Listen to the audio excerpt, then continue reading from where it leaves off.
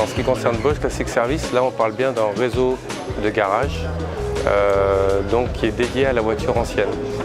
En ce qui concerne ce garage, il peut être ou Bosch Car Service moderne ou un garage qui n'a pas l'enseigne Bosch Car Service. Alors il s'adresse à tous les garages qui ont des compétences en classique. Alors tout d'abord, on va étudier dans notre potentiel client, c'est-à-dire les Bosch Car Service, qui a la possibilité d'avoir la double compétence, Bosch Car Service moderne et des compétences pour le classique. Et les attentes qu'on aura pour ce garage, ce seront les mêmes compétences et les mêmes attentes qu'on aura sur un autre garage indépendant qui devient Bosch Classic Service.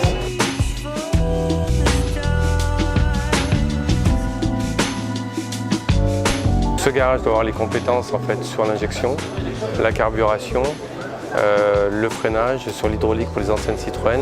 Et s'il n'a pas les compétences, on va le former sur ses compétences. Donc, comme sur un garage moderne, on va réaliser un audit.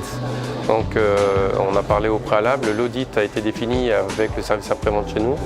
Un cabinet extérieur, il y aura une liste d'outillage, un point sur la formation, des formations disponibles pour eux sur les anciennes technologies. Et après, il y a une question d'image. Donc il faut que le garage soit représentatif, qui corresponde à une certaine image aussi, pour que quand le collectionneur va venir en fait dans cet atelier, il puisse déjà avoir confiance. Parce que quand on a une voiture ancienne, c'est quelque chose de précieux, c'est quelque chose qui a une valeur. On est très sensible à l'image de son véhicule, très sensible à l'image de l'atelier.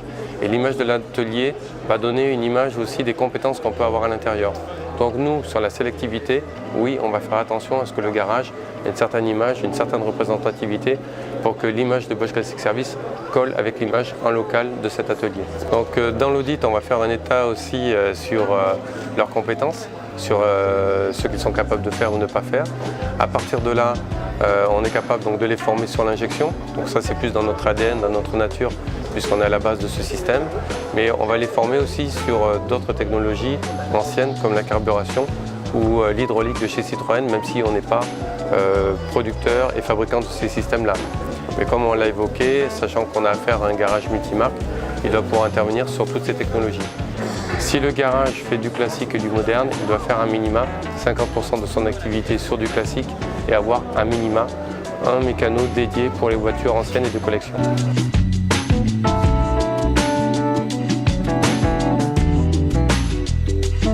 En ce qui concerne donc, la documentation, il y a déjà un site qui existe sur Bosch Classic.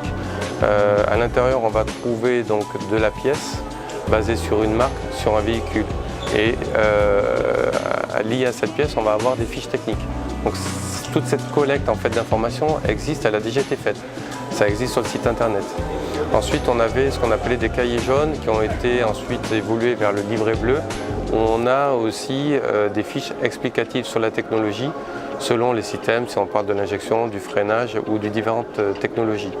Donc on a capitalisé sur toutes ces informations depuis plus d'un siècle, une information que l'on peut retrouver soit sur le site internet, soit sur nos catalogues électroniques. Et oui, on a encore aujourd'hui toute cette information.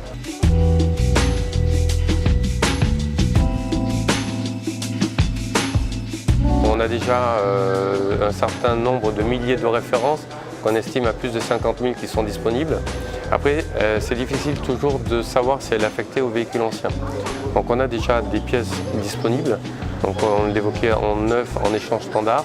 Et quand on n'a pas la pièce, on peut réparer au cas par cas, notamment sur l'injection, des pompes ou des injecteurs ou des systèmes électroniques ou des calculateurs. Donc tout ça on sait faire. Et il y a aussi notre démarche qui se fait auprès des constructeurs français, allemands ou italiens ou des associations et des clubs. On peut définir aussi un besoin par rapport à un volume, par rapport à un véhicule donné.